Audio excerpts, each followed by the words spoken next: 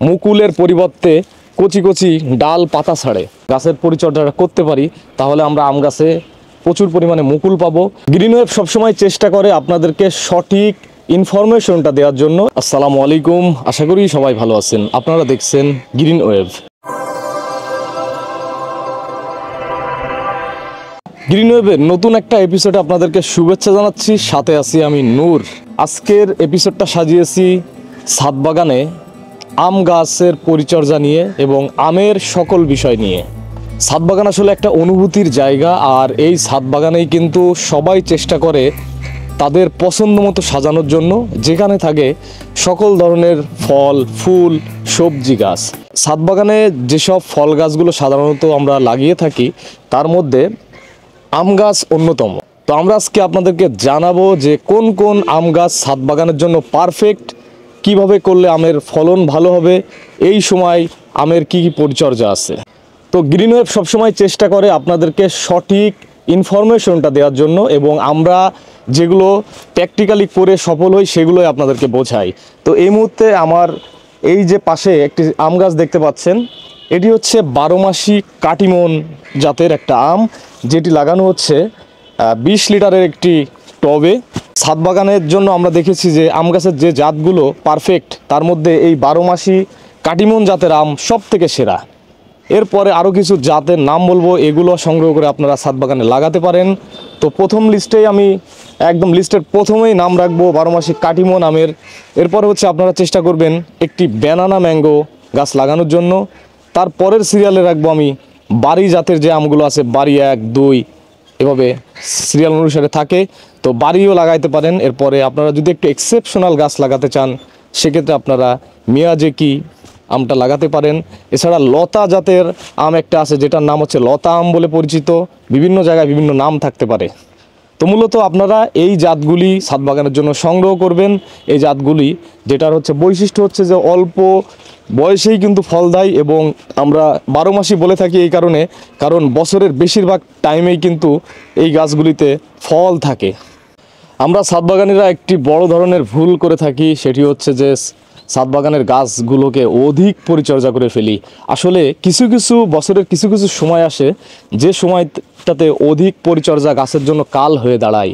তার মধ্যে অন্যতম সময় হচ্ছে সেপ্টেম্বর, অক্টোবর, নভেম্বর, ডিসেম্বর, এই মাসগুলোতে গাছকে একটু কম পরিচর্যা করতে হয়, গাছকে কষ্ট দিতে হয়। গাছ কষ্টেই কিন্তু ফুল দেয়।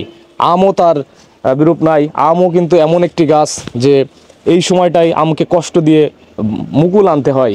কারণ এখন আমি যে ভিডিওটা করতেছি এটা হচ্ছে নভেম্বর মাস চলে, আর এই নভেম্বর মাসে যদি গাছরে আপনি অধিক আরাম দেন, তাহলে আম গাছ যেটা করে যে অধিক আরাম বলতে বেশি খাবার দাবার যদি গাছের গোড়ায় দেন, তাহলে আম গাছ যেটা করবে যে এই জায়গাটায় মুকুলের পরিবর্তে কচি কচি ডাল পাতা ছাড়ে। তো যদি আম গাছকে একটু কষ্ট দেওয়া যায়, মানে অধিক পরিচর্যা না করে যদি অল্প পরিচর্যা করা যায়, তাহলে কিন্তু আম গাছে অধিক মুকুল পাওয়া সম্ভব। এরপরে যখন মুকুল আসবে তখন কিন্তু আপনারা অবশ্যই গাছের গোড়ায় খাবার দিতে পারবেন, কিন্তু মুকুল আসার আগে খুব বেশি খাবার দেওয়া যাবে না। নার্সারি থেকে যখন আপনারা আম গাছ কিনবেন, কয়েকটা বিষয় লক্ষ্য রাখবেন। চেষ্টা করবেন একটু খাটো জাতের গাছ কেনার জন্য, ছাদ বাগানের জন্য যারা কিনবেন স্পেশালি। তো আর এই গাছের চেষ্টা করবেন যে কেনার সময় একটু দেখতে যে গাছের ওয়াই আকৃতির ডাল আছে কিনা। একটা ডালের গাছ কম নেওয়ার চেষ্টা করবেন। যদি ওয়াই আকৃতির ডাল থাকে, যে ধরেন ওয়াই, ইংলিশে ওয়াই যে শব্দটা আছে, ওর মতন দেখতে গাছ নেওয়ার চেষ্টা করবেন। এবং গাছ প্রতি বছরেই প্রুনিং করে দেবেন, মানে যখনই দেখবেন যে কোনো ডাল লম্বা হয়ে যাচ্ছে, তখন এটারে কাটিং করে দিবেন, এভাবে কেটে দিবেন। দিলে এই যখনই আমি এর আগা কেটে দিব, তখন কিন্তু গাছ উপরের দিকে না বেড়ে সাইড থেকে বিভিন্ন ডালপালা ছাড়বে এবং গাছটা কিন্তু ঝোপালো হবে। তো আমে মুকুল আসার পরেই যে পরিচর্যাটা করতে হবে আমাদেরকে, যখনই মুকুল চলে আসবে তখন এই মুকুলগুলোকে টিকিয়ে রাখার জন্য এই মুকুলগুলো ছত্রাক মুক্ত রাখতে হবে। এজন্য আমাদের প্রতি মাসে অন্তত 2 বার যে কোনো ছত্রাকনাশক লিটারে 1 গ্রাম করে গুলিয়ে ভালো করে স্প্রে করে দিবেন।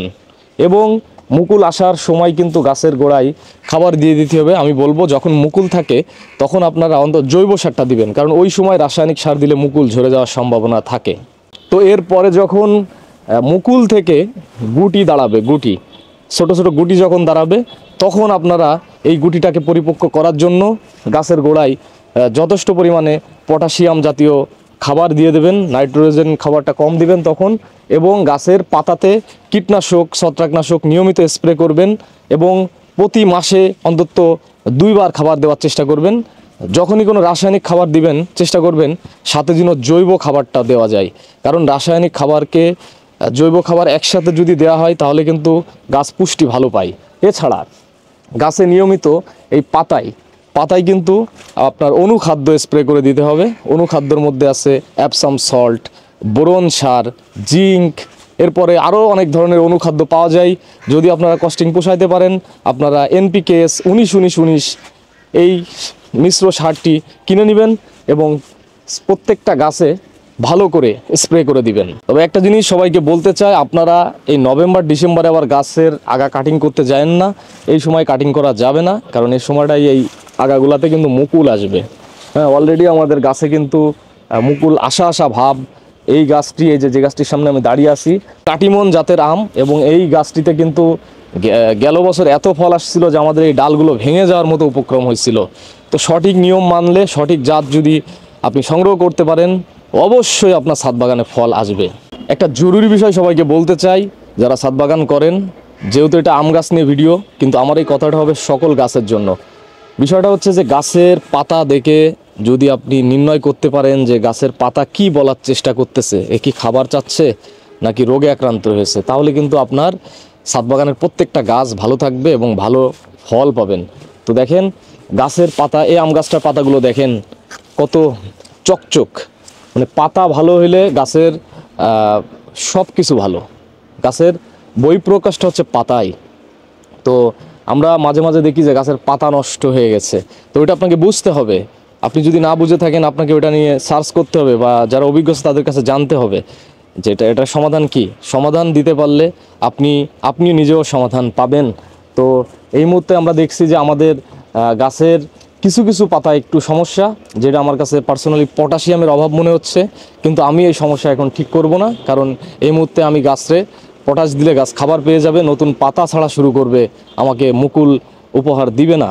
এজন্য আমি চেষ্টা করব গাছকে, মানে গাছের দিকে তাকায় এখন মায়া লাগতেছে, তাদের চেহারা দেখলে মনে হচ্ছে কিছু খাবার দিই, কিন্তু আমি ওই মায়া দেখাইতেই যখন যাব তখন গাছ আমাকে আর খাবার না দিয়ে পাতা গিফট দেবে। সো আমরা অবশ্যই এই সময়টা একটু মনকে শক্ত রেখে সিস্টেম ওয়াইজ যদি আমরা গাছের পরিচর্যাটা করতে পারি, তাহলে আমরা আম গাছে প্রচুর পরিমাণে মুকুল পাবো, এবং সেই মুকুলটা কিভাবে আপনারা টিকাবেন, তার পরবর্তী কী পরিচর্যা, এও নিয়ে আমরা ভিডিও নিয়ে আসবো। তো আপনারা আপাতত এই ভিডিওটা দেখে যারা আম গাছ লাভার আছেন তারা অন্তত এটা কাজে লাগানোর চেষ্টা করেন। এবং আরেকটা জিনিস বলে রাখি যে গাছের গোড়ায় কিন্তু পানি কম দিবেন এখন, গাছ বাঁচিয়ে রাখার জন্য। মানে অন্য সময় যদি 10 লিটার দিই, তাহলে এখন দিব ½ লিটার। পানি যত কম দেওয়া যায়, কারণ পানি কম দিলে গাছেরা চিন্তা করে যে আমি মরে যাচ্ছি, তাহলে আমার তো আসলে বংশ বিস্তার করতে হবে, তখন তারা ফুল দিতে শুরু করে। এটা একটি বৈজ্ঞানিক লজিক, তবে এটা আসলে একদম পিওর, মানে সত্যি কথা বলা যায়। তো আপনারা এই পদ্ধতিগুলো অবশ্যই ফলো করবেন। তো সম্মানিত ভিউয়ার্স, স্পেশালি আজকে আম গাছের পরিচর্যা নিয়ে ভিডিওটি ছিল। যারা ভিডিওটি এতক্ষণ সাথে ছিলেন তাদেরকে ধন্যবাদ যে আপনারা অধীর আগ্রহ নিয়ে আমাদের এই ভিডিওটি দেখেছেন। তো ভিডিওটি ভালো লাগলে অবশ্যই আমাদের চ্যানেলটি সাবস্ক্রাইব করবেন, আর যারা সাবস্ক্রাইব করেছেন তাদেরকে ধন্যবাদ সাবস্ক্রাইব করার জন্য। আপনারা অবশ্যই কমেন্টস করে জানাবেন ভিডিওটি কেমন হলো আর কোন কোন বিষয় জানতে চান। আমরা ইনশাল্লাহ চেষ্টা করব প্রত্যেকটি বিষয় হাতে ধরে ধরে আপনাদেরকে জানানোর জন্য। তো সবাই ভালো থাকবেন, দেখা হচ্ছে আবার নেক্সট কোনো এপিসোডে নতুন কোনো গার্ডেনিং টিপস নিয়ে। আল্লাহ হাফেজ।